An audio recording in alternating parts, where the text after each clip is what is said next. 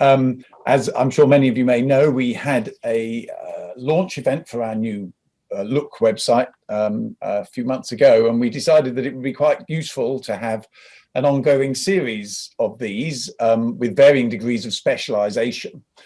And today it's particularly delightful to welcome you all, who I think most of you are curators, or because of course it's you as curators that really are what makes the MLST enterprise work and has made it work over so many years. And I'd just like to say a very heartfelt thanks to all of you. And I'm sort of, one of the nice things about the new website is it's nice to be able to acknowledge the hard work that everybody puts in, and also to acknowledge really the importance of curation to the MLST mission. It's only because people like yourselves who are sort of selflessly dedicated to your particular organisms and your particular group of things, who are then prepared to spend the considerable time and effort, which is not glamorous and often not exciting, of making sure that these data are correct, available to the wider community, and properly organized. And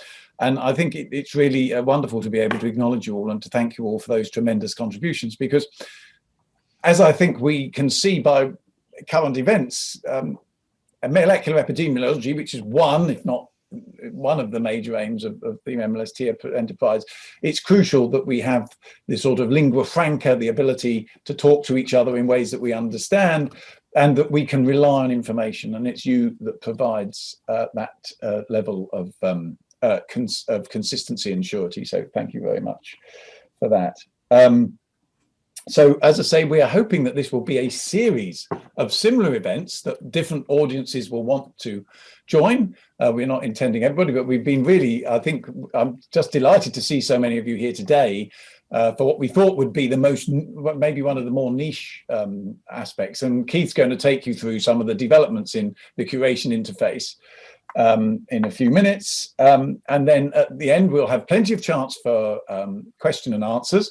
Please, if you have a question, do feel free to ask them during the talk, but put them in the chat, and I will do my best to make sure that we've got those collected and direct them to the right person in the conversation, in the question and answer session. So do please feel free to add them in as we go into the chat section. And I'll try and make sure that we feed them in that way. We will finish with Holly, who's a very experienced curator, as I think many of you will know, talking about some future, the future of curation and curation events. And just for the last minute, just before I hand over to Keith, I'd just like to say that our next MLST event, which some of you may be interested in, is the next event is going to be a memorial to Ali Cody, who sadly passed away within the last year. Having very sadly early, having had to retire from the group, although she worked right to the end. So we're going to have a Campylobacter event, which will be a series of talks, which is hosted, will be run by Fran Collins from the group. And that's going to be on Monday, the 29th of March. So that will be run in exactly the same way of this, and that will be around Campylobacter. So once again, thank you all very much for joining us from all the various places you've joined us. And as I say, I'll now hand over to Keith for the main business of the day. Okay, thank you, Martin. Hopefully you can all see my slides. Okay, so I'm going to be talking about sort of the role of curators and outlining the process involved in sort of handling submissions as they come in, and really sort of emphasizing the role of curators in ensuring that provenance metadata are reliable and as complete as possible. And then I'm going to finish the talk by discussing ways that we can improve curation using automated tools, but how the sort of user community can assist with that in identifying rules that will actually help ensure that data are consistent. Okay, so PubMLST website has at the moment it's got 129 different species and genus specific data sets on it. Most of these are curated by members of the international community, and so very few of them are actually curated by us here in Oxford. And typing schemes are sort of set up on request, usually by the developers of the typing scheme in the first place. And one of the conditions that we host these typing schemes is that the people who've developed it go on to curate that scheme. And that generally happened for, at the beginning, but PubMLST has now been going for about 20 years. And so people move on, schemes become popular, and the original people who've developed them sometimes move away and are no longer able to curate. So we do have this constant need for new people to come in and to help to curate the data. And also for the bigger schemes, it's highly beneficial for there to be a team of curators rather than everything sort of relying on a single curator. So we're always looking for people who can sort of help out in the curation process. So just to start with an overview of what the kinds of data we collect, each of these species and genus-specific data sets consists of two databases. The first of these is the typing database, and this contains sequence definitions. So these are allele sequences for each of the loci in the schemes that we're interested in, and where it assigns an allele number for every unique variant allele sequence. And then the other part of the typing is are the allelic profiles for schemes. So mainly multi-locus sequence typing schemes, traditional 7-locus schemes. So this is sort of assigning sequence type numbers to every unique combination of alleles in those schemes. But we are increasingly now working with core genome schemes as well. So it's not just MLST, but mainly what we're talking about today is the traditional 7-locus MLST type schemes. So the typing database is really only dealing with nomenclature. And then the other side of the system is the Islip databases. And these consist of information about Islip records. So it's got provenance information. So this is where an isolate is from, who submitted it. It may have some patient characteristics if it's an invasive isolate, such as sort of sex and age, but nothing, no patient identifiable information in the database.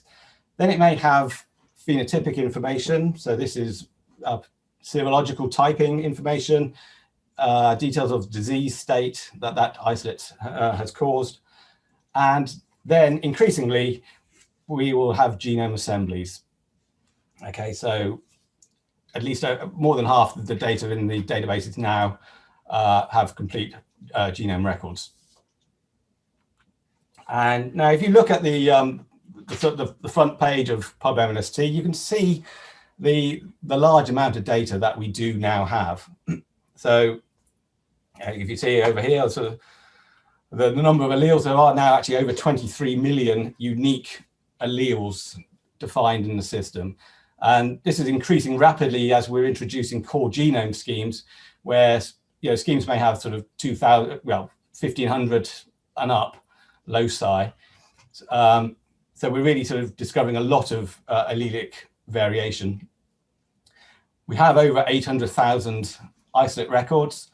And as you can see, when I made this slide, it was only a few days ago. We were just below 600,000, but we're now over 600,000 genome records in the database. So that's really a lot of data to make sure is organized and curated nicely. And this is where we need help from the community. So why do we need curators? Okay, well, as I mentioned, we have alleles and we need to assign them. Now, some of this can be done automatically, and this is largely the case with core genome schemes. They're very much easier to curate. But traditional MLST loci, we still manually curate all of those. And so many of these alleles are submitted directly by end users. But there's also new alleles that are discovered within genomes, and curators can also scan those genomes to discover alleles. Then we have new allelic profiles. So this is your ST sequence type definitions. And again, many of these are directly submitted, but we also discover them directly from the genome sequences themselves.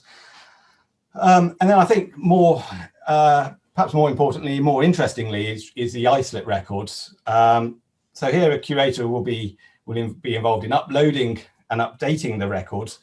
But it's more than just putting data into the database. There is an element of actually checking the data, making sure that it's sort of internally consistent and that there aren't sort of contradictory values in the fields.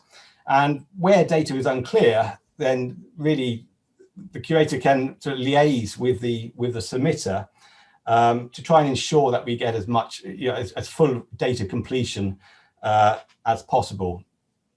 And curators can then also scan any genome sequences that are submitted in order to discover new alleles.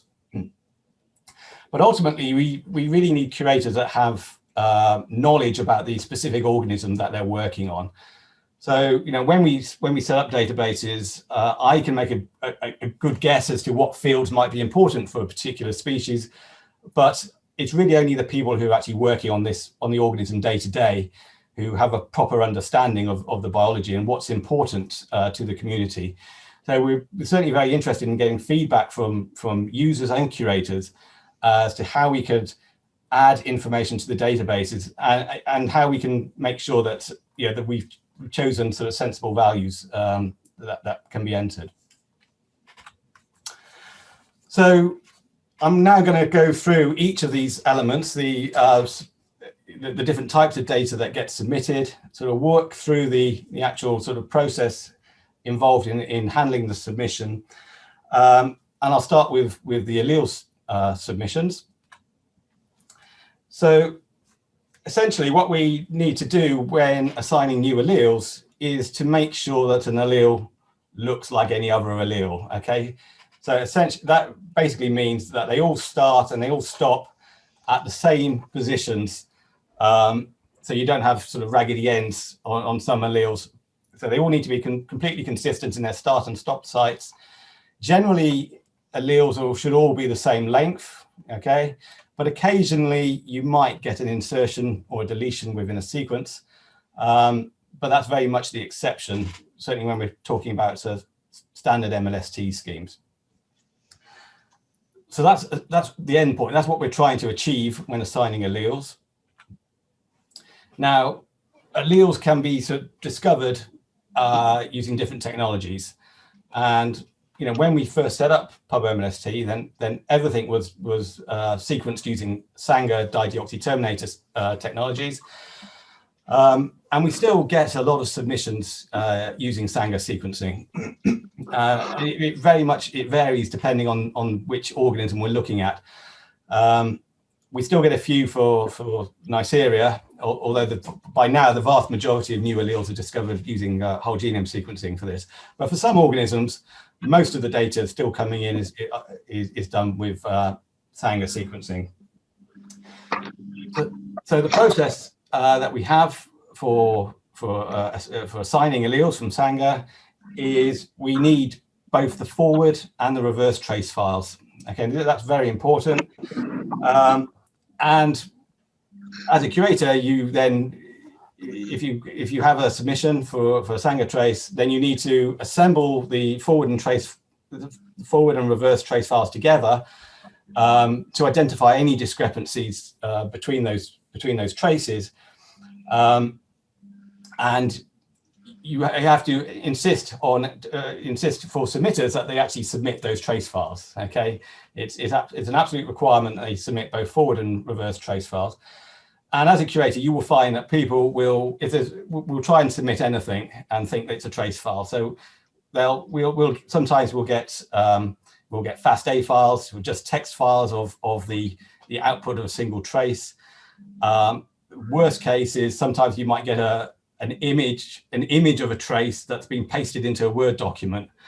Now, obviously, you can't assemble those, so we absolutely require sort of the ABI files or the SCF files for you to assemble. And as a curator, if if they don't, if a submitter doesn't submit the trace files, then generally you need to ask them, if there's a messaging system within the submission system, to ask them to upload the trace files. And generally I give people 7 days in order to do that. And if they don't do that, then you can just reject the submission. But assuming they submit the trace files, then you assemble them and generate a consensus sequence. And using the tools within the database, you can use that consensus sequence to perform a sequence query. And this will identify the closest matching allele and also a list of the nucleotide differences between the query sequence and the closest matching allele. And then what I would do is I will then check those nucleotide positions to make sure that they are real sort of sequence variations. So that's Sanger traces. When it comes to next generation sequencing or whole genome sequencing data, in many ways this is actually much easier to process. And it may be quite contentious, but we generally assume that the sequence generated in this way is accurate. And the reason for that really is that we need scalability. We need to be able to assign alleles with a high throughput. As you saw from the on the front page, we have sort of over 23 million alleles, and it's not possible to sort of manually check every one of those. But we also now get submissions from automated platforms. So other systems such as Entrabase can submit sequences to us automatically, and so it would be very difficult to sort of attach extra information to these sequences for assignment. And really, there's a low risk of harm if an allele is wrong, provided it looks like a standard allele. Okay, because when you think of what we're trying to do with allele typing or the typing databases, is just give every unique sequence variant an identifier. Okay, so all we're doing at this stage is giving a name to a unique sequence. Where it becomes important as to how good the genome quality is when you're actually looking at the Islip records. And we're sort of developing methods where we'll be able to flag up genomes that may be suboptimal. But for the purposes of actually assigning alleles, then we can assume that the sequence is generally correct, provided it fulfills the normal checks that we do to make sure that it starts and stops at the correct location, it aligns with the existing alleles, and is of a normal length. And you'll find that most new sequences, most new alleles will vary from existing loci, from existing alleles, maybe at 1 or 2 nucleotides. So generally, there's actually, you don't tend to find sort of large scale differences with new alleles. So the process of handling submissions is fairly straightforward. As a curator, when a new submission comes in, you will get an email notification that it's arrived, and you go to the website and click on the link to open the submission, and you will see a list of information that the submitter has provided about that particular record. So we do ask them to say what method it was sequenced with. If it's like a whole genome sequencing method, then we'll get some information about read length and coverage and the software that's been used to assemble it. And then you'll see a list of the sequences that they have submitted. So for each submission can have multiple alleles, but they're all for the same locus.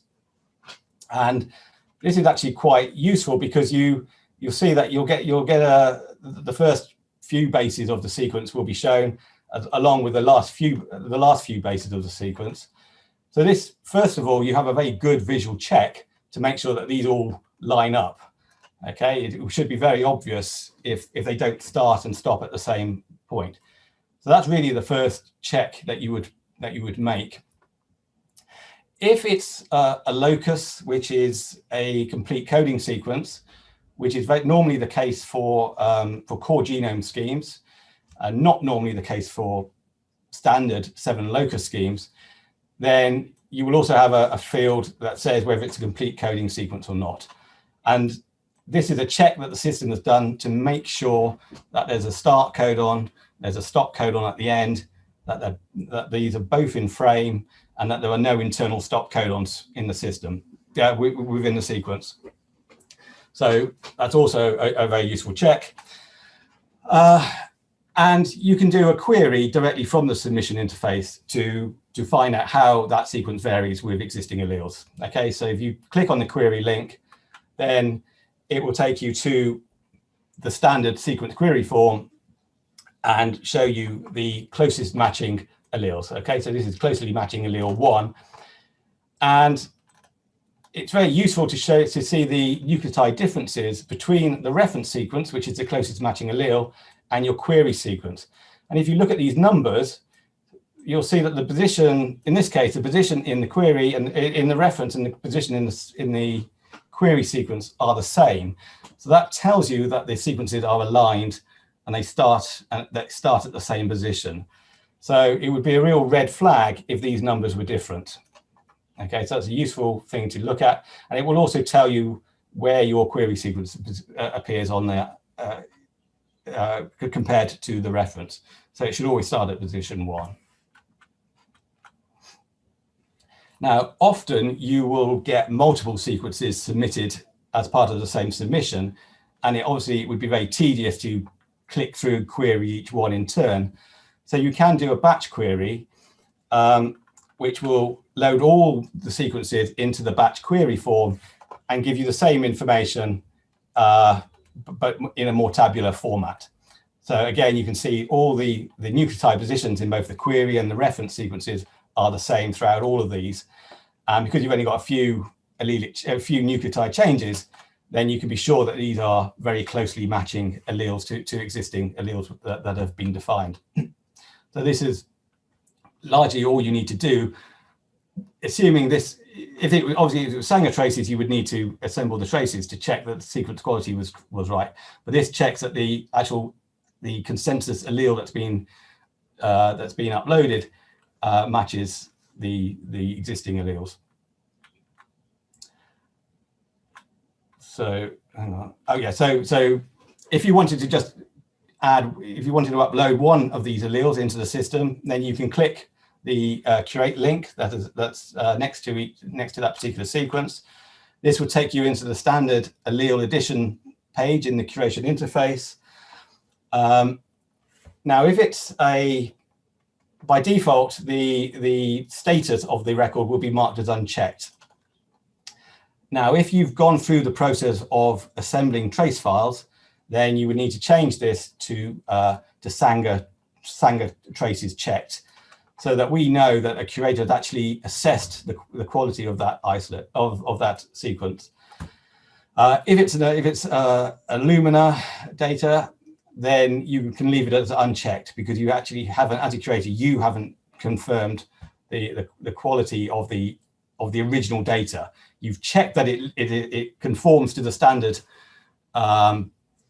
sequence of that locus, but you haven't actually checked the original data, so you would leave that unchecked in that case. And then you click submit, and that gets uploaded into the database, and then you can go back to your submission, and you will see that that allele is now marked as being assigned. Now, again, often you will have multiple alleles submitted in a single submission, and so you could use the batch curate method to upload these into the database. This will take you into the batch upload, where it just accepts a FASTA file of sequences, and again you will mark in the status depending on whether it's a Sanger trace or whether it's an Illumina or some other method of next-gen sequencing. Yeah, the sender will be automatically filled in, and then you run a check. It does a final check to make sure that the sequences are within a certain percentage identity of existing alleles, and provided it passes the checks, you can then upload those valid sequences.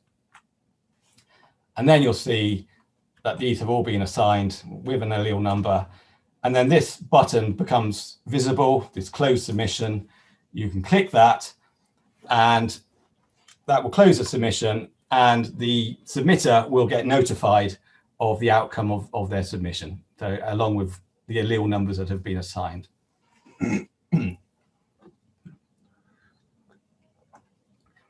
Now, profile submissions. So this is your allelic profiles, your sequence type definitions.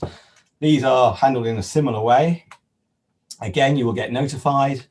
It will come into the typing database, and you click into that submission, and you will see a list of the profiles that have been submitted. And the submitter may include an identifier. They don't have to. If they leave this field blank, it will just say row 1, row 2, row 3, or whatever. And this really is just this is really more for the submitter's benefit than for the curator. It enables them to sort of tie up the data that they've submitted along with any isolate data.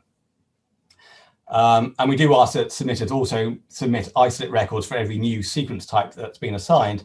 And so generally this identifier ideally will match up with the isolate name that they've submitted to the isolate database. But just as we can assign single alleles, we can do exactly the same for single profiles. So we can click the curate button. This will take you into the form where you can upload a single profile, and the system will automatically fill in the next available sequence type number for you. And then you just click submit. It gets added into the system, and then you can go back to the submission, and you'll see that it's again, the submission system will then highlight the assigned sequence type. As with alleles, you can also do a batch curation.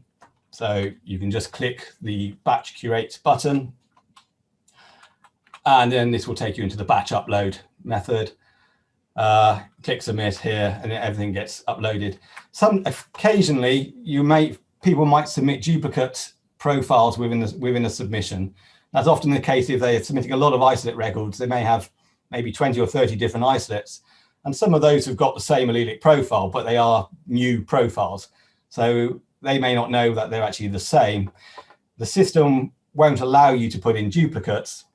So if it comes back and complains there are duplicate profiles, then you can click this ignore duplicate profiles button. And then it will just ignore that row the second time it sees it and assign the sequence types. Again, once you've done that, you can then close the submission. It will highlight the sequence types that have been assigned, close it, and the submitter will be notified of your definitions. Now, I've already mentioned this, but it's very important that we are interested in getting isolate data for every allelic profile that we assign within the system. So as a typing method, we really want sort of representative isolate records for every sequence type that's in the data. So as a curator, we would ask really that you try to ensure that whenever you assign a sequence type, that either an isolate record has already been submitted, so either the submitter has made an isolate submission at the same time, or whether there happens to be an isolate that's already in the database that has that allelic profile. And occasionally that may happen if a genome's been submitted, but the alleles have not been sort of scanned when it first got put in. So a submitter may later submit a profile for that genome. So we really don't want sequence types in the database that don't have any isolate information associated with them.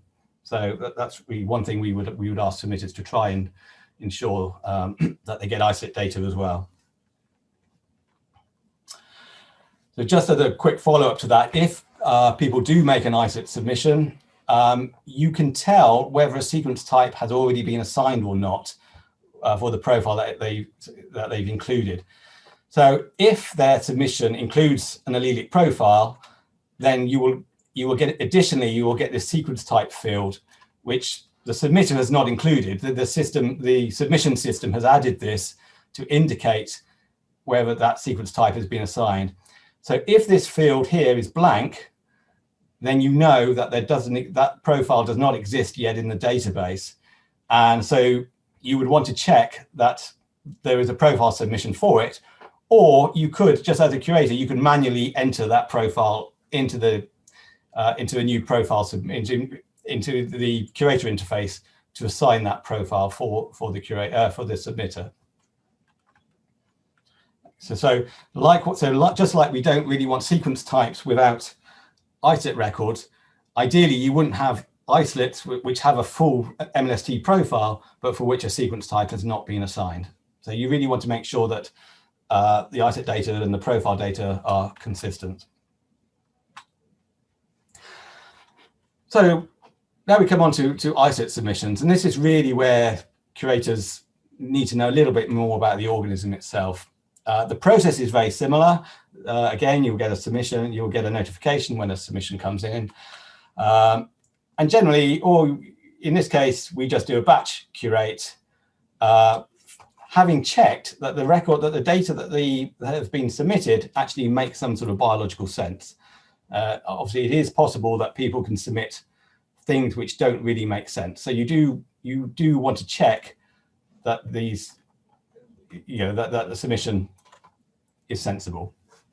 And I'll explain in a minute some of the ways that data can be not sensible or sort of contradictory. But anyway, assuming everything looks okay at this point, again we have an allelic profile, and you see that the sequence type has been assigned, so we know we don't need to assign profiles for these isolates.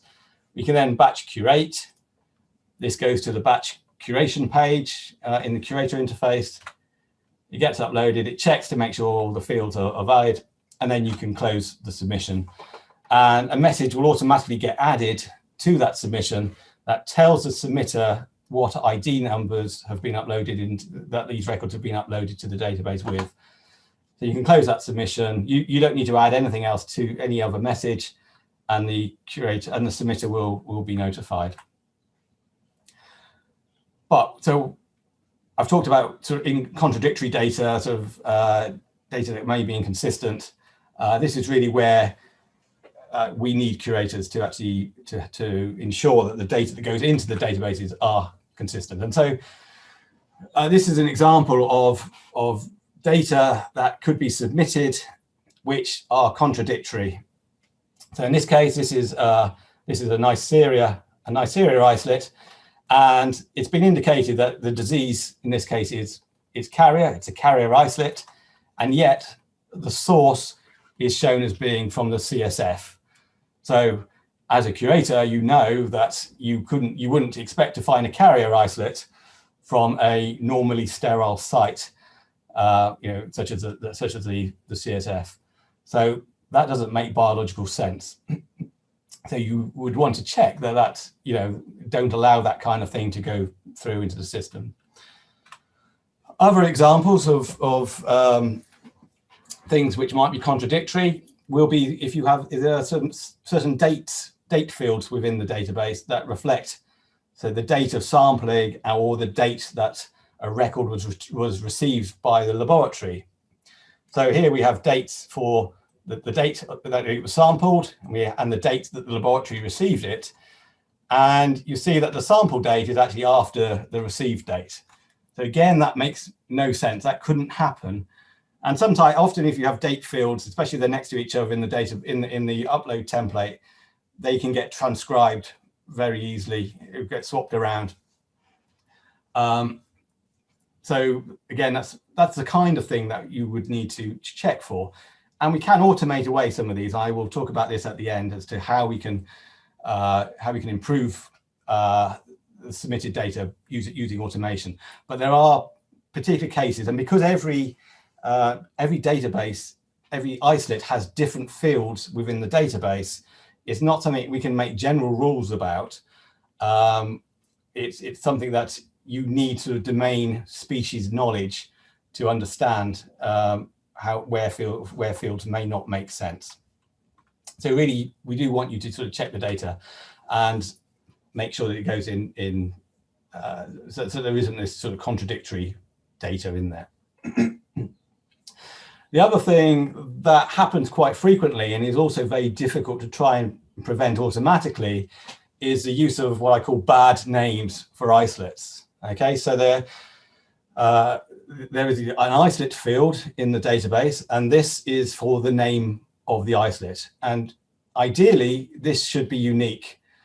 Ideally, it would be unique within the database, but obviously you cannot guarantee that, because different laboratories will call different strains. They will have a similar naming system. So you can easily have two isolate names that are the same from different laboratories. So you can't insist that isolate names are unique, but ideally it should be either a strain name or a laboratory number to identify that isolate name. Now, unfortunately, some people will submit all sorts of things in the isolate field. These are all real names I found in the database. Sometimes people will just put the species name as the name of the isolate. So there are a whole number of isolates in some of the databases which are just the name of the organism. And as the whole database is for that particular organism, then this really isn't helpful at all, just having a species name. Other examples of bad names are these like small integers, just calling an isolate 1, 2, or 3, again, isn't really helpful. If we ever wanted to track back to that particular isolate, then that's very difficult if names are not sort of discriminatory within the database, or certainly not if they're not discriminatory within a particular laboratory's submissions. Now, as a warning, the system will tell you if a name that you're uploading is already used within the database. Now, this is just a warning, because names are not guaranteed to be unique and they can be the same from different laboratories. That shouldn't be a reason to reject the submission, but it should be a warning flag, especially if the name looks like it's quite a complex name that is likely to be a unique laboratory number. If the system comes back and tells you that there's already a record in the database with that number, it's worth checking that record to make sure it's not the same isolate. And if it is, then that's a reason to liaise with the submitter to ask why they're submitting the same data twice. It may be a different person from the same laboratory. Sometimes it may be the case that they are submitting additional information for that isolate, but rather than sort of contacting you and say, could you add this extra information to this existing record, they will submit the record again with more information. And occasionally they'll submit it with different metadata that actually which might be slightly different from what has been submitted originally. And again, in that case, you really want to contact the submitter to try and find out what's going on and make sure that the end result is that the data are accurate. Another thing that happens more frequently than I would like is people submitting PubMed ID numbers for particular records, which are not right in some way. So there is a references field in which users can add a PubMed ID that links to a publication where that isolate is either described or is used as part of the data set of that paper. Unfortunately, people will put all sorts of things in the references field if you let them.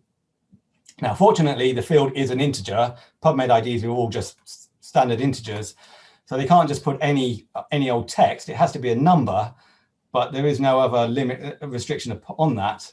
So in order to try and prevent people putting things that are not PubMed IDs into this field, the system will warn you if a PubMed ID number is less than 10,000, because it's very unlikely that any modern isolate going into the database will have been described in a paper that has a PubMed ID number of less than 10,000. But again, this is just a warning.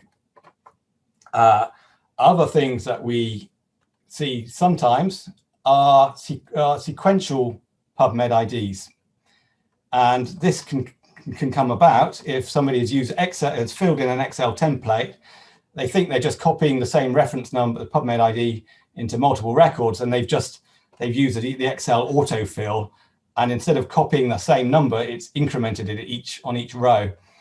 Now, if this goes into the database, the PubMLST, the scripts that run behind the scenes, will actually pull that information from PubMed and link all these records to completely irrelevant publications. So this is it's very unlikely you would ever get sequential PubMed IDs in the system. So it's worth just checking that any references that have been included do refer to the particular organism that it's meant to refer to. Now, the scripts that do grab the data from PubMed do actually have a sort of warning system in there where they do actually look for sequential references, and they'll actually send me a warning if it detects them, but I can only detect that after the event, after things have gone into the database. So it's better if these don't get into the database in the first instance. So that's just another example of where things can go wrong. And generally we find that if people can enter incorrect data, at some point they will do. So we try to stop that as much as possible. So really, yeah, as a curator, sometimes there's a bit of a tension between what we need for the database, which is to have more complete data, because that is obviously much more useful for the community, and what the submitter requires from that. Sometimes they only submit data because they want a sequence type number. And so it's possible that they will only submit the bare minimum information. So really, as a curator, we're trying to sort of cajole users to sort of send us as much information as possible.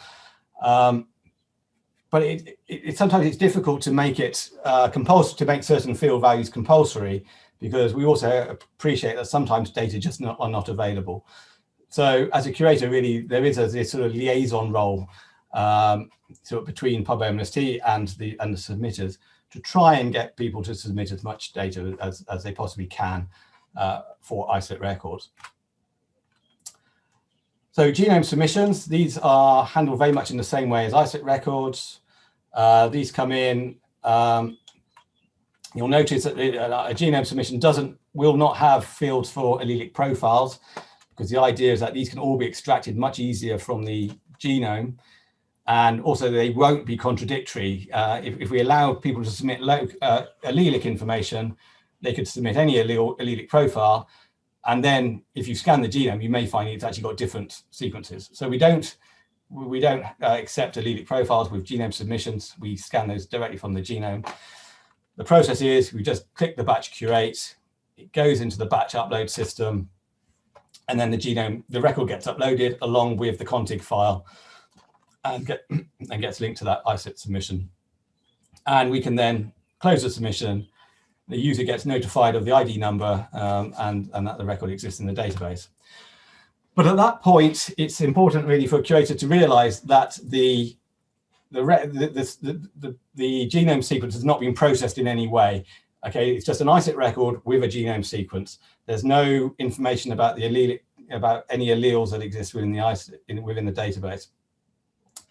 So as a curator, if there are only a few genomes in the submission, then you may want to manually scan those genomes for MLST profiles, really to check whether it contains any new alleles or there's a new profile which can be assigned. That's not always practical. Sometimes people may submit 500 genomes in one go, and you don't really want to be manually scanning those through the system. So there are a lot of things that go on behind the scenes sort of overnight, and our sort of server system will scan the genomes overnight to fill all that information, to do all that tagging. So if people submitted a lot of data, you may want to just put it in the system and then leave it overnight. And then if you checked it in the next day, make sure that all the allelic profiles are complete and have sequence type numbers. If they don't, then you can sort of manually scan and assign profiles for those. And you can do this scanning from the curator interface by clicking this scan button. You then go into the scan interface where you either enter the islip number, or if on a smaller database, it would be a drop-down list of isolates. And generally, you would select the scheme you want to scan against. Normally, in this case, it'd be MLST. And then it will scan that genome and identify any alleles that are within that database and allow you to designate the allele. So that to mark that allele number in the database for that isolate record. And then you just click tag sequences. And then that gets, that record will have that allelic profile added. So there is that sort of manual step. Okay, now my final bit I want to talk about is how we can use sort of automation to improve the curation of metadata. We are very keen that data are entered sort of consistently within the system, and although the software can help with this, the curator does very much have a role in ensuring data are going in consistently. So really, the first thing to note is that is a sort of general field validation. And we've always had field validation. So essentially every provenance metadata field in the database has a particular type and will only accept values of that type. So it can either be text, integer, a decimal number, or a date. We can set a field as being optional or compulsory, and we can also set a maximum size for any values that have been submitted to that field. Then additionally, we can set a range of values for a field. So this could be, so we can set a minimum and a maximum value. So, and we also have special values for dates and years. So we can automatically set the maximum value of a year to be the current year, so that people can't enter a date that's in the future, but that maximum date will automatically increment as the new year sort of comes in. And then we have option lists. So these are, so if we want data to be entered consistently, then it makes sense that we have a list of values that can be used, and only those values can be used. And this is certainly appropriate for things like countries and for species names and for, say, serogroups where there's not too many of them, and also disease states. What it makes it very difficult to search a database is if people are entering all sorts of different ways of describing the same thing, and sometimes different spellings and different capitalizations and stuff. So we really want data to be entered consistently, and using option lists really helps with that. But it's not appropriate for, you can't use it for everything. So for instance, suppose you had a field that was a town name. Well, there's a sort of an endless number of towns that you can enter in that. So that's the sort of thing where you really just have to have a free text field. And then finally, we can define a pattern for values. It's using actual regular expressions. So we can actually set up like a complex template for what a field value has to look like. But that's very rarely used. It's not much use for most of the fields that we're talking about. So one thing that we've introduced recently is a way of being able to handle data and handle fields where we normally expect a value to be provided, but we accept that occasionally that value is not available. So in particular, I'm thinking this is commonly the case on the field for year. Generally, if you've isolated a specimen, you know what year it was sampled in, and we would want that data in the database. However, sometimes we do accept that value is just not available. If that record has come from an historic collection and the records have been lost, it's not always possible to know that value, and that sort of thing can happen with other fields as well. But the trouble is, if we make that field optional, then there's nothing to stop somebody submitting, just not bothering to fill it in, even though they may know that value. Now, for certain types of fields, it's easy. We can get around this. So if you have a field that has a drop-down list of values, then we can make the field compulsory, but we can add a value that signifies that the data is unavailable. So we can add a value unknown as an option in the drop-down list. And you can also use it on free text fields if we also make those compulsory. However, we can't do that for fields like integers, decimals, and dates. There is no way of entering a date that is actually not a date. Okay, the database itself actually requires a date to be valid, and it's very bad practice in databases to enter some sort of thing that looks like a date but is really a code for there not being a value. So to get around this limitation, we've introduced something called expected fields. And expected fields are fields that we require a submitter to include a value, but they can specify, they can explicitly state that a value is not present by entering the term null. So if they make a submission, say for, in this case, year, and they've left the field blank, then they will get an error saying that it cannot be left blank. If it's really not known, then they can enter the term null, and that will and they'll then be able to upload that record. And really the idea behind this is that we've created a small barrier to the submitter in not providing information for that field. And we sort of hope that rather than enter null when they know the value but they can't be bothered to look it up, that they will actually provide the correct value. Then the final thing really I want to mention are the use of field rules. So I've highlighted cases that we've identified where it's possible to enter contradictory information. So in this case, a carrier isolate that's been sampled from the CSF. We do now have a means of defining rules that can be used to further validate the data. So in this case, the rule is defined by a rule is a statement that if it matches, the validation will fail. So we make a rule saying that disease cannot be carrier if source is CSF, and then we define a series of conditions, and we can have any number of these conditions, all of which have to match for that isolate to fail validation against that rule. So with this rule in place, if somebody submits an isolate with carrier and CSF, then they can't submit it, and the curator would never even see it. And we can do the same with the date fields. We can compare whether one field is with sort of continuous fields like integers and dates. We can compare whether one field is greater or smaller than another field. So we can use that to insist that the date sampled cannot be after the date received. So again, in that case, you would get this message if the case was there. But of course, we can't necessarily identify all the cases where the information might be contradictory. And so this is very much where the curator can help. They can feed back. If you're a curator and you're receiving lots of information from people, lots of submissions, and you notice sort of this egregious contradictory information, and you see it more, if you see it frequently, then clearly that's a means where we could perhaps automate this away. So if you let us know, we can actually we may be able to define rules that prevent this actually happening. So this is very much where the organism-specific knowledge is important.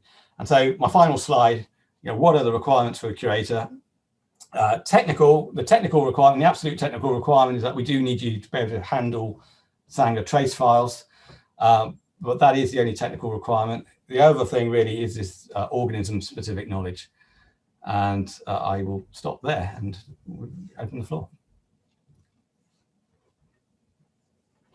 Right, thank you very much indeed, Keith. That's comprehensive talk. And I'm glad to say, I'm amazed there's still 75 people with us. This is an incredible turnout. Thank you all very much for coming. I hope that was valuable. And I would just like to say to everybody to sort of emphasize what Keith has just said. If there are things you want changed, or things that you're curious about, or things that are different, or things that you think could be done better, do let us know. Keith is excellent at responding to this, and quite often either there is a fix already in place, quite often, or if not, sometimes these fixes can be done very quickly in terms of making sure that everything is working as you want it. And it is very much your resource, so please do let us know if there's ways we can improve it. Obviously, we develop this with our own particular applications in mind, and it's always possible that there'll be specific applications that are needed. So that's great.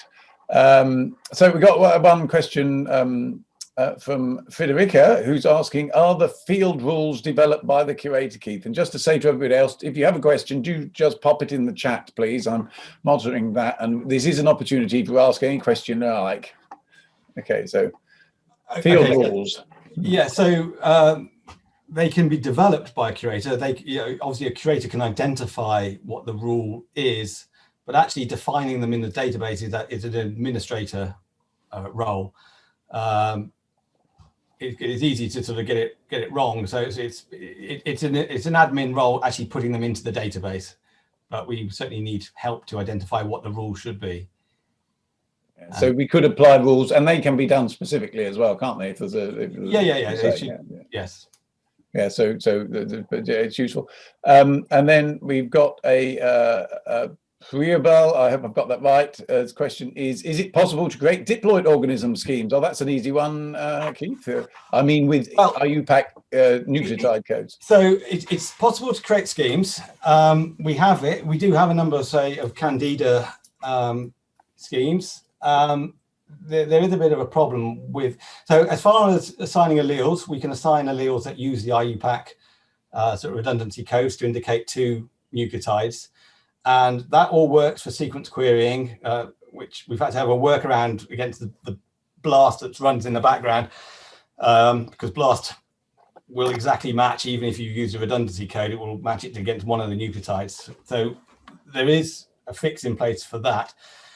What I have encountered for the first time this week, because previously nobody had submitted yeast genome sequences, say, to the Candida albicans database, is that when we scanned the genome against a diploid scheme, it doesn't identify, it won't pull out both copies of the gene and give you the IUPAC sequence.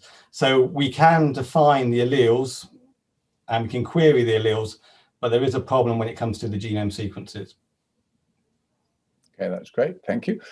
Steve has a very interesting point, actually. It's a couple of questions, but this is his first one, is why don't we use DOIs instead of PubMed IDs, as some journals don't have PubMed IDs, he's saying, for some frontiers journals. Okay. Well, I mean, DOIs, I think, didn't exist when we started this. I don't know if that's true or not, but I can't remember, yeah. So the nice thing about PubMed IDs is that NCBI has a database of all the references. I mean, that's what the PubMed is. And if you add a PubMed ID to it, then the system in the background will contact NCBI and download that citation information into a local reference database and make all that information about the authors, the title, the full abstract of that paper available within the database. And you can actually search publications based on authors, which has been, all that information has been extracted from NCBI. That's, to my knowledge, that's not the case with a DOI number. You can't, well, it may be the case, I've not looked, but certainly with PubMed IDs, there's a rich database behind it of things that we can query.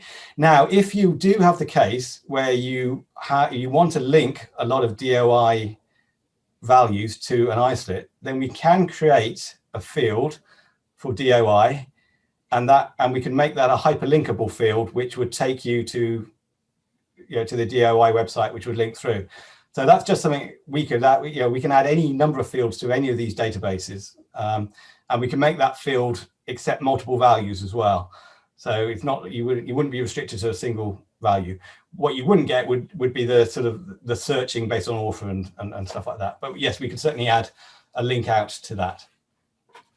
Great, thanks. Yeah, and I mean, that it's again an example of how, and it is an interesting question. I mean, DOIs are becoming increasingly used now, but as Keith said, the advantage of PubMed is a proper database, and it's like PubMLST is properly curated, which is, we always have to be careful about that. So Mark is asking, what about the use of alias fields in naming the isolates? I find it very useful. Is it used often? Ha ha.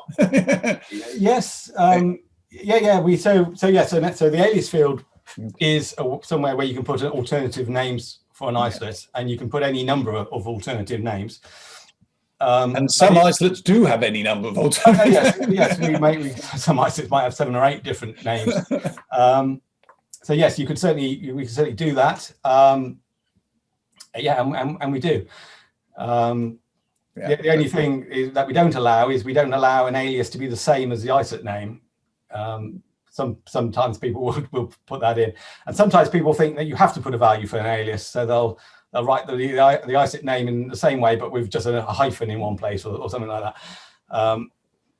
But yes, generally people can and should use alternative names if they're available. And the thing to note about that is that when you search the database on isolate, then it is also searching all these alternative names. So it doesn't matter whether it's the primary isolate name or the alias, they will all get returned in a search equally. But of course, the confusion with isolate names, which are often not very systematic and sometimes repetitive and sometimes redundant, as you said, is that we maintain the integrity of the database by having the BIGS-DB ID, which is the unique indexing feature of all the isolate records, isn't it? And all these other things that are added to that. Yeah, yeah.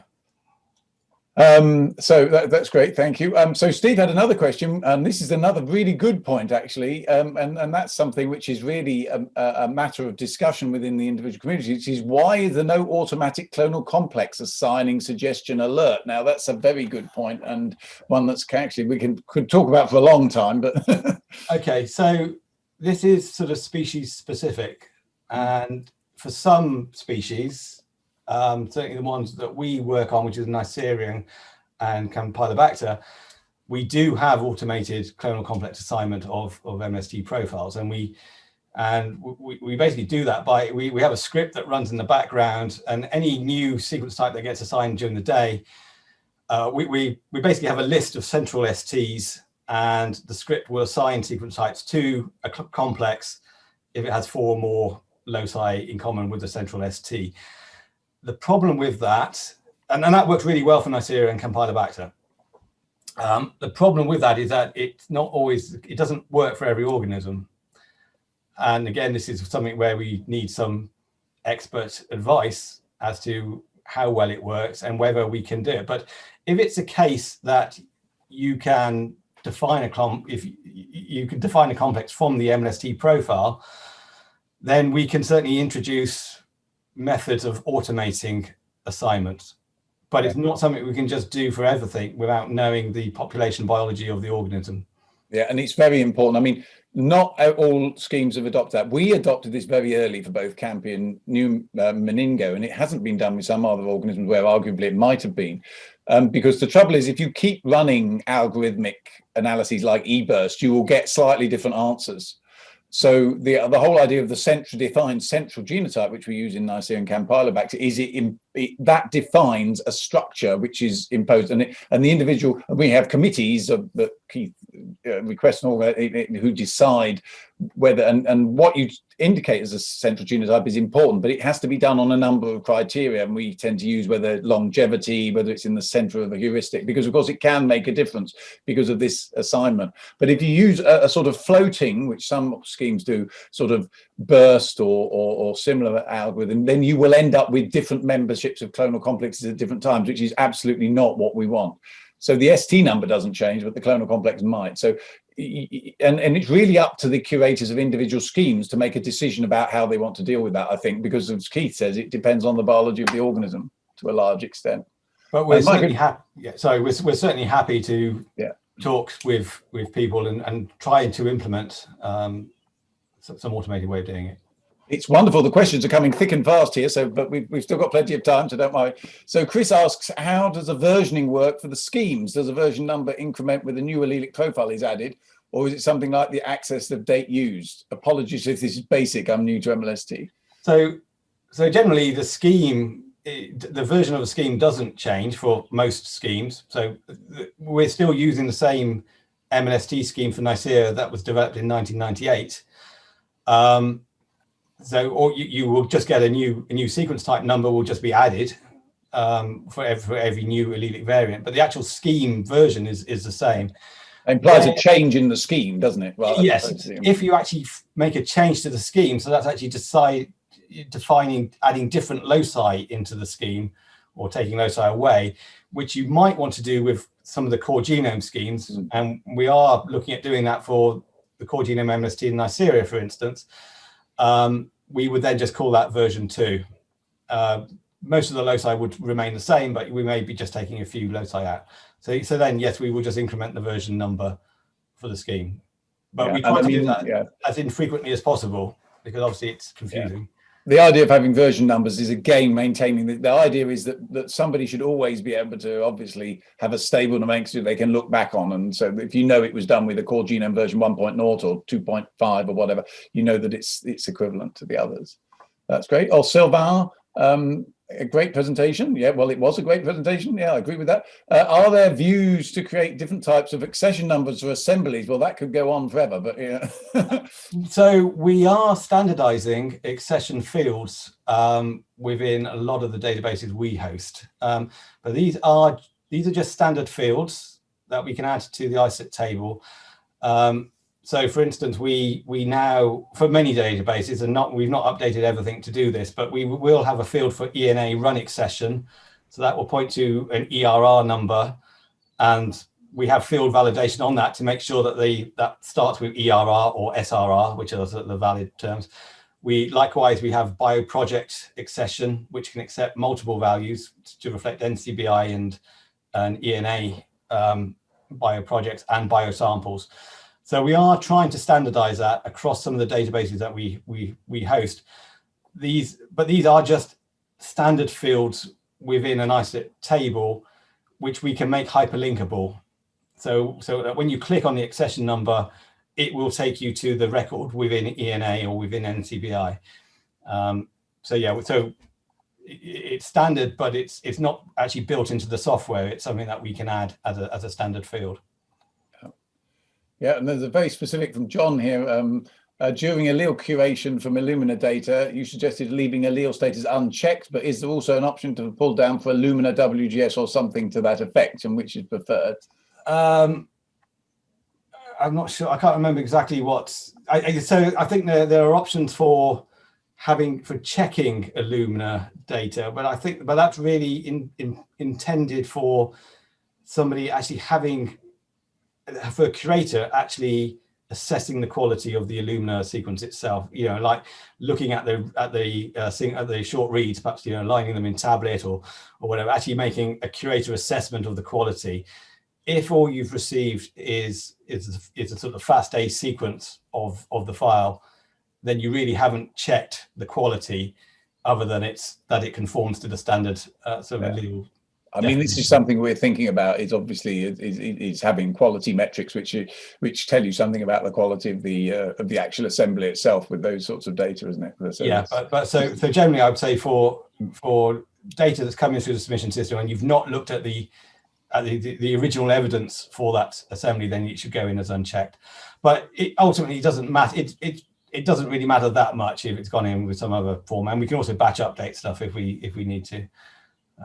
If things have gone in differently.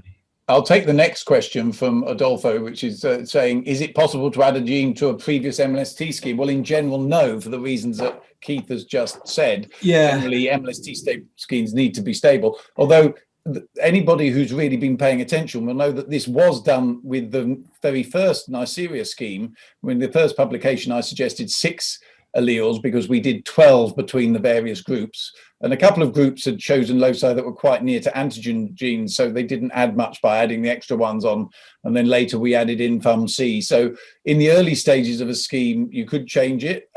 If you wanted to change it again, it would be like versioning, as Keith was just suggesting, but in general, please don't. Unless you really have to.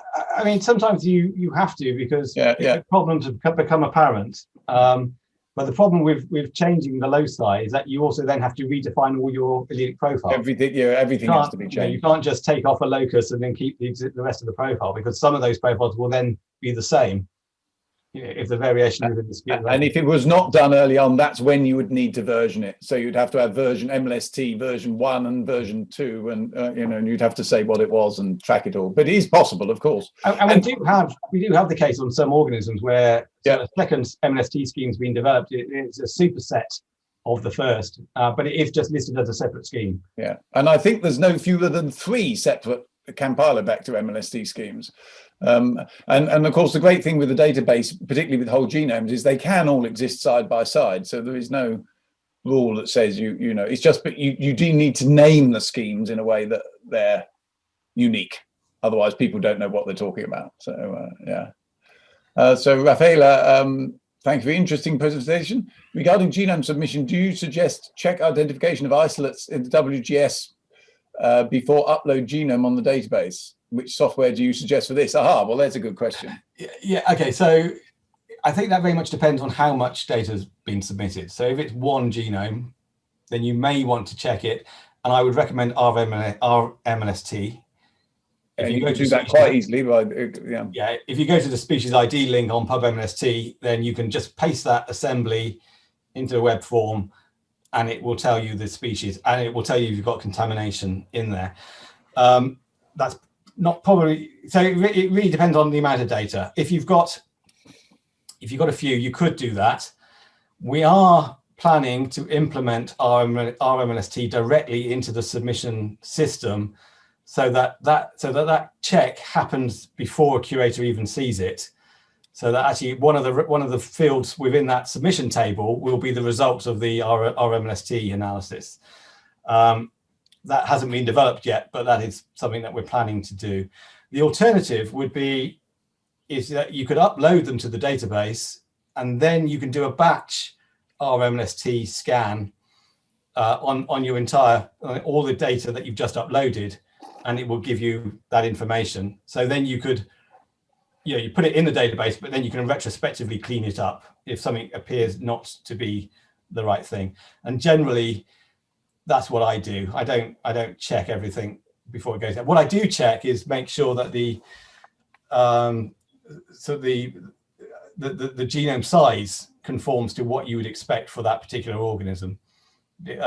So I mean, occasionally you'll find the genome assembly might be bigger than you expect for a particular assembly, and that may be because it might either be completely the wrong thing, but more frequently it's that you've got some contamination in there, and that may or may not matter. If you're just trying to get MLST out of it, then that will only see the genes for that particular organism, and so for that purpose, it doesn't matter if you've got contamination. Where it matters if you're trying to do RMLST, which will identify genes from different organisms, then you will get multiple hits. And so there are those are the sort of checks you do, but generally I tend to look after the event rather than before and use RMLST. Yeah, and just to say, if there's anybody not familiar with the tremendous advantage of RMLST, which is part of the PubMLST site and which is being developed and maintained by James, who's on this online at the moment, I do recommend his talk that he gave as part of our launch event for the new website. All of the talks on the web are on the PubMLST YouTube channel, which you can link through the site, I think, Keith. Yes, there's an events page available from About Us, and then you can. Yeah, and so if anybody wants to see exactly how RMLST works and how it goes, then James's talk on that very short talk from about 10 minutes from the previous session is something that you can get some more information about. Great, thank you very much. So that's good. There's just a very quick question here is from John. We were on the new website. Where do you find the complete list of fields for an organism? Right, I'm just going to quickly share again. It'd be easier to show you. So from Neisseria, so we will look at Neisseria from the Islip database. This is all under information. So description of database fields. So under information, there you go. And there you have it. And you will also, and these values will also be in the submission template, the Excel file that you can upload. And there'll be a tab in the submission template that describes every allowed value for fields as well. Yeah, and as you can see, there's quite a lot for some and not very many for others. Yeah. Yeah. Yeah. You see, we have allowed values where possible. Yeah.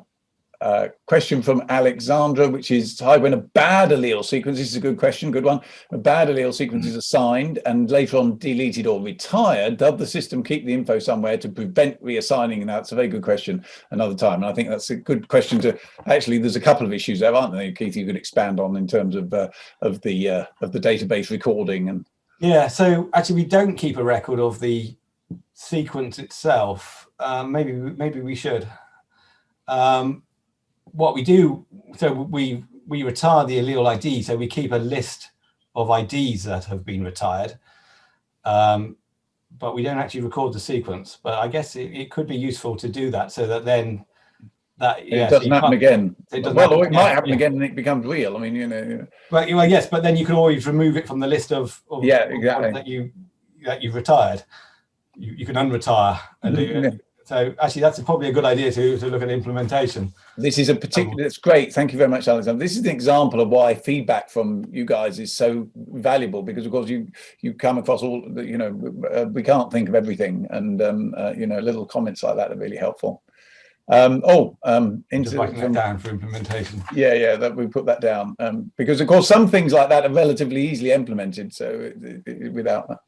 A question here, there's somebody just making the comment, Catalina, for 4 lives in common, Campy gives 10,000 STs in one clonal complex. I should imagine that's ST21 complex, but yeah, some clonal complexes can be very, very large and some organisms are very diverse, as we said.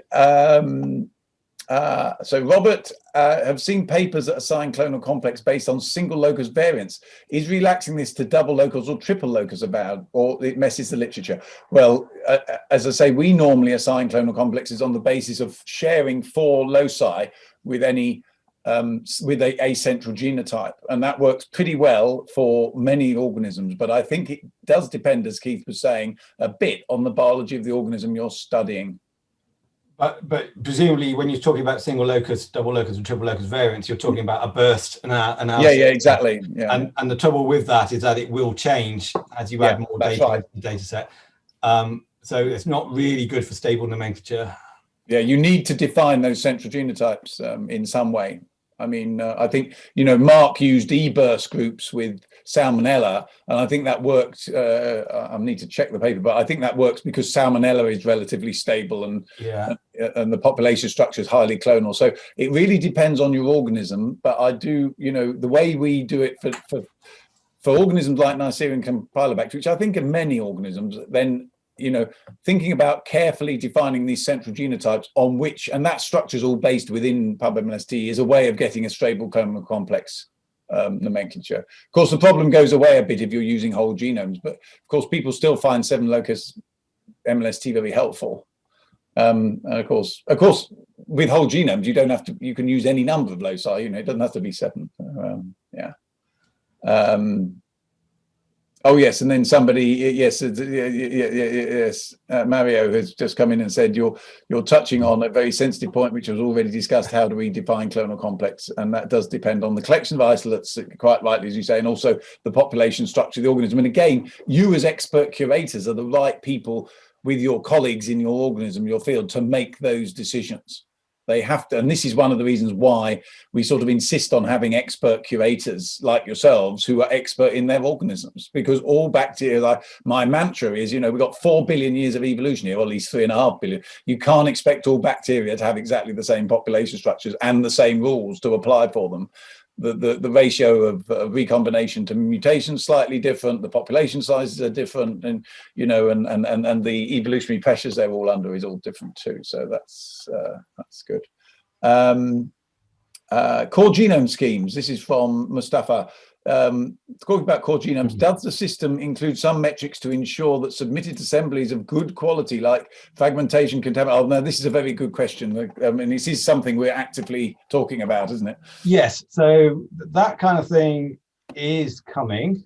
Or some of it's already here, actually. But generally, yes, we're doing quite a bit of work on being able to flag up genomes based on various metrics, where a genome might either have a warning or an error depending on the severity of the metrics, so that probably when you'd like do a sequence, do a search for the isolate, that you don't get bad data returned. You only get sort of genomes that have been assessed as good. We have recently introduced a way of using the core genome schemes as a means of assessing quality, at least annotation quality. I've just got quick time to show that. Yeah, I think, but we still got 67 participants, which is extraordinary. Everybody's really sticking in here. So, and I think, Holly, you don't mind, we can stay on a little bit longer for Holly's 10 minutes. And so I think so this is from the questions, because we're nearly there. Okay, so this is very new, but we can use schemes to look at quality. We can basically say the idea behind this is that for certain schemes in a well annotated genome, you would expect all loci from that scheme to be assigned, and you can use that as a metric for quality. Now, whether that's genome quality, it's certainly annotation quality. Yeah. So for Neisseria, we have a single locus which we can use to identify species within the genus. Then we have various antigens. We have MLST. We expect 7 loci for that. We have ribosomal MLST, and we also have core genome MLST. And we don't necessarily need all loci for core genome MLST for it to be good, but we have to have fewer than 50 missing loci. And so we can define our metrics along those lines. So that flags up, and provided it passes the core genome MLST test, then it can be used in clustering. And we can search based on those metrics. So if I go and search, I can now query based on annotation status.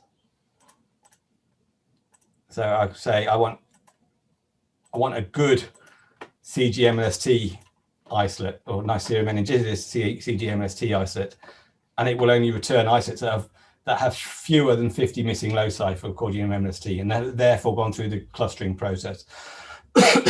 So there is that.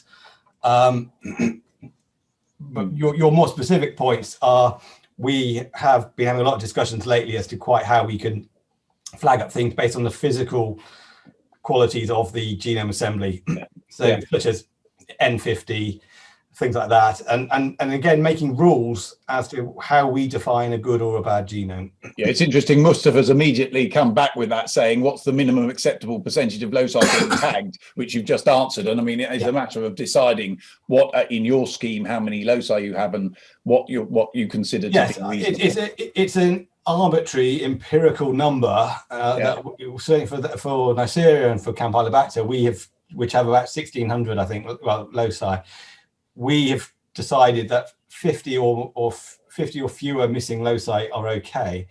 The danger of allowing too many missing loci is that when you do your clustering, is that your isolates can appear closer together than reality, because missing loci will match to. And the danger of being too stringent is you end up not being able to cluster things at all. So, it's a trade-off. You've got to hit that sweet spot, which depends on the analysis you're doing to a large extent. Yeah. But in fact, all of this is far better than much of what we've ever done before. So it's always.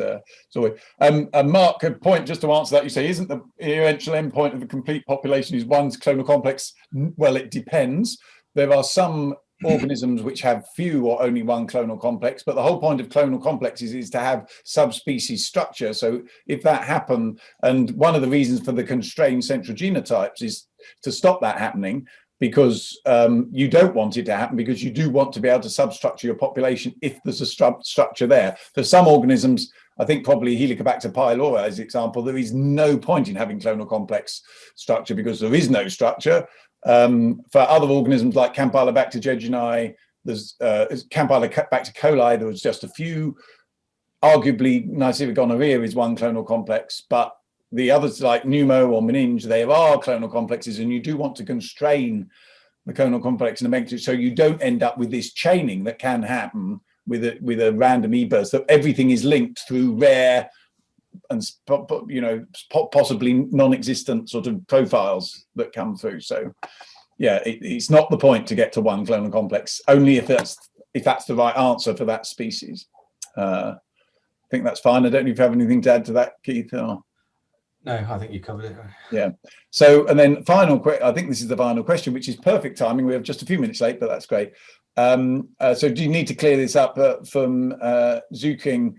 You mentioned that genome submission won't get an assignment soon, but for new ST ones, do you suggest that the sender submit their alleles or profile sequencing separately? Well, I think the answer to that, Keith, is obvious, isn't it? Well, I do. I mean, it would be nice if submitters did. It would make the job of the curator easier if they did, but often they won't. And it's not, I don't think it's unreasonable for a submitter to submit a genome and expect the alleles to be assigned. So I think it rather depends on how much they're sending. I think a curator could scan a genome fairly easy. I think it's easier for a curator to determine if there are new alleles in the genome than for a submitter. So I would say, it's just you have to wait for it to you have to set it up and leave it overnight to scan or whatever, particularly if it's a batch. Yeah, I mean, it's just easy because once it's in the database and you've got the tools that are built in to identify new alleles, that's harder for somebody submitting to necessarily identify it. So I would say, if there are only a few genomes being submitted, it's probably worth the curator doing so. And I generally do if people submit them to me. I know some curators sort of insist that people submit any new allele and profile to the typing database as well. And so it's difficult. It's kind of, it would be nice if we had consistency, but trouble is when we got 100 different people curating it, there is some inconsistency. So I try to be as helpful to submitters as possible, and it'd be good if everyone could be, but it very much depends on how much is being submitted and as to how feasible that is. I mean, just to wrap that up, but thanks very much. I think we come to the end of the questions. I hope I've caught everything. If not, do send us an email if I've missed anything.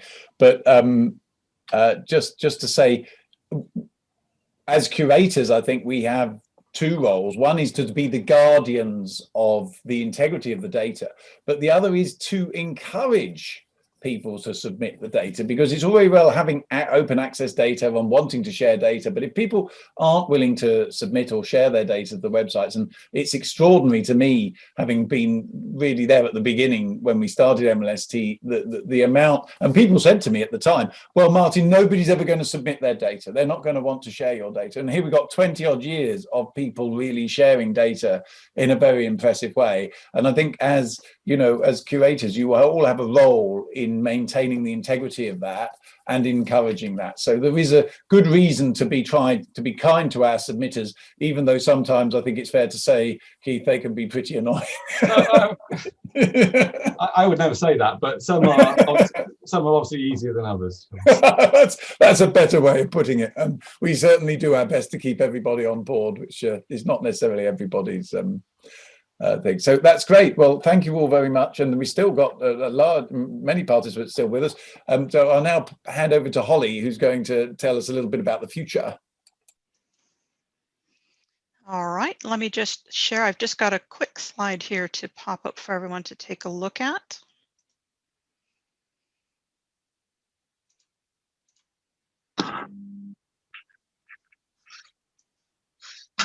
There we go. There we go. Okay, so again, thank you everybody for coming in and participating and for all the very good questions. We've had some good discussion there. What I just wanted to briefly touch on moving forward with these curation forums, as Keith has just presented, the PubMLST database itself and the platform, the BIGS platform that this is developed on, is really the cornerstone for curating these isolate records for these different organisms and their genes, and including their genomes. And so this platform is a way of consolidating information and providing really some long-term data sustainability that we can use, and both retrospectively and moving forward into the future, including things like surveillance and whatnot for public health, as well as research. So to ensure that we have relevant data within these databases that is used for everyone, we need to make sure that what we're capturing is reliable, it's reusable, and it's also accessible in a format that we need and that is useful to us, no matter what type of questions you're trying to use the data for. So with that in mind, as just about everyone on this forum today is a curator of some description, whether it's bringing data into the database or it's curating a locus within the database, I think everyone can appreciate that curation itself falls kind of somewhere between an art and a science. And for this reason, I think this type of forum can be very, very useful for us moving forward into the future, to try and do a couple of things to bring us together as a larger community. And we can do this by really following what I think of as a curator as kind of 4 mechanisms that curation aims to facilitate. And in particular, I'm referring to kind of our genomic community here that we're talking about, but it does apply to the provenance data that is supplied along with these isolates and the biological data as well. So the key role of computational capacity, which is what Keith has in a roundabout way really been talking about today, and that's this platform that allows you to do these multiple things and is adaptable to the different organisms uniqueness that they each have. The second thing is curation is an iterative process. And we're building a genomic resource here that really requires curators. It requires manual intervention in handling and looking at the data. The third thing is the value of the community in participating in this. And again, we've had some really good suggestions today about moving forward and looking at some of these things. I particularly like the comment about making sure that data that is considered bad and that is retired, we keep a record of this. That's an excellent suggestion. It's not something we've really done in the past. What we've tried to do is redefine the locus so that it excludes some of this bad data, but actually keeping that as a record is a very, very good suggestion. And this is the type of participation and information that we need from you as a community. And as I mentioned, I kind of wrapped the 4th point up into there, the importance of just the manual curation that we have moving forward. So with that in mind, these are some areas of curation that we feel are worth bringing into a forum setting, worth discussing. However, this list is not limited, and I would really welcome anyone's suggestions about topics to bring up during these forums. So we've identified a couple of areas here that we'd like to focus some talks on in the future. So project curation, and this kind of spans organism, but then projects within it, so say carriage versus disease, and the types of population annotations and curation by consensus that can be done. So project curation is one field where we'd like to spend a little bit of time talking to people and also providing some insights that we have from some of ours, but then gaining it from other people. There's scheme curation. And this is really about defining the different loci that are contained in schemes. So whether this is an MLST scheme or this is a metabolic scheme, something that's based on perhaps KEGG information, which has enzyme information associated with it. All of these things go together to really create a curation scheme that actually has biological relevance to the genomic side of it, and all the way down to something very kind of very niche specific, but also very important in curation of schemes and data in general, is this idea of identifying paralogs and removing them and making sure that this data is as clear as possible and noting when these do happen. A couple other areas that we would like to look at, or we could possibly have some further discussion in, would be genetic markers. These are becoming a bit more of a field where databases are being queried for these types of information. So curating the genes themselves for these genetic markers are very important because we don't always use the full gene for a genetic marker. However, you do have to have the appropriate information associated with that gene for the marker. We also have genomic elements. So these are your anything from insertion elements to phages. You know, there's a list that goes on. And these can cause problems for curation, especially in this era of where we're looking at genomic data. So being able to recognize these is one thing, but then being able to curate them and put them into a database in a usable format is also quite important. We then have the quantitative trait loci, which again is very important. We have some quite interesting conversations around these types of loci for Neisseria. So these are things, for example, like phase variable genes, but they also could be operons where you have to have more than one gene that affects a loci trait. And putting these into either genetic marker schemes or larger genome schemes is quite important, again, to get right, especially if you want to link the genomic information to the biological information. Then we have the translational approaches for using this information. And again, curation of these and developing these. The translational genomics is a type of scheme that we're looking at. Everything from capsular prediction to vaccine coverage. We look a lot at, in Neisseria, the coverage of the vaccines and how that works and what information we can get out of the genomes to determine whether or not vaccines would have been effective or could possibly be effective moving into the future. And these are translational in the sense that we then want to move these into a public health field where they can be used. But again, that data has to be based on, sorry, not the data, the translational outcomes have to be based on data that has been curated within the database. And then as an overall conversation, I think a thread that really needs to go throughout these forums as we're moving forward are best practices. Now, there are going to be differences between the different organisms, the different databases, the different curators. However, sharing of our best practices is really going to benefit all of us, because then we're going to be able to also harmonize some of the things that we're doing. So principles and practices that we need to consider during curation are going to be quite important. And we just discussed a little bit about quality metrics, what that means, how they're developed, and how we present that information. But then again, it's also based on data cleaning and having good, clear information and data. And that really, again, comes back to us as a forum, as curators, making sure that this data that we're providing is accurate, it's up to date, and most of all, is informative for the reason that it was put into the database for the people to use it, whether it's for research or public health.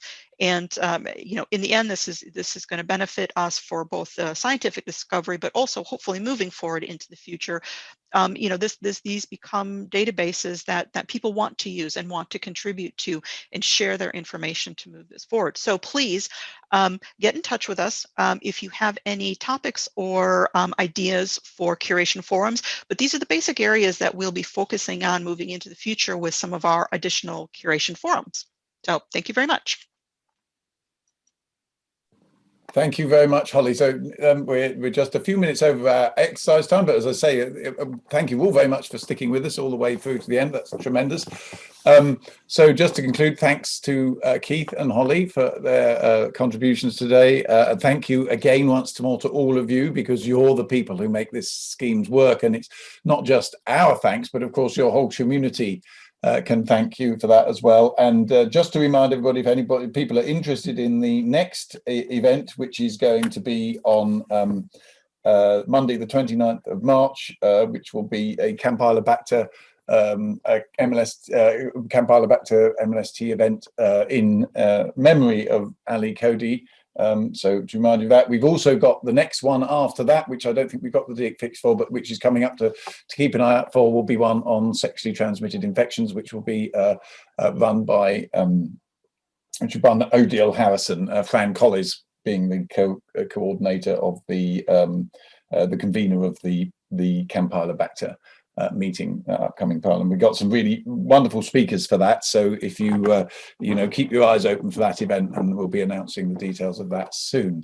And yeah, so thank you all very much. This will be recorded, and the recording will be put on the YouTube channel, where also, if there's any of you missed the launch event and there's any particular talks there you'd like to see or circulate to your colleagues, that's now all available there. But apart from that, thank you all for coming. Wonderful to see you all, and I hope to see you all again soon. And certainly there are many bad things about the current situation, and I suspect most of you, like me, are very desirous of getting back to normal as soon as possible. But one of the benefits of the current situation is I think events like this have become more common and people are more likely to attend them. And I think seeing you all there from around the world in your different places, I think this is a very positive thing that we can organise, and it's helped us to bring the community together. You are a wonderful community. Great to see you, and thank you all so much for everything you do for PubMLST and for the wider microbiological community. And take care and goodbye.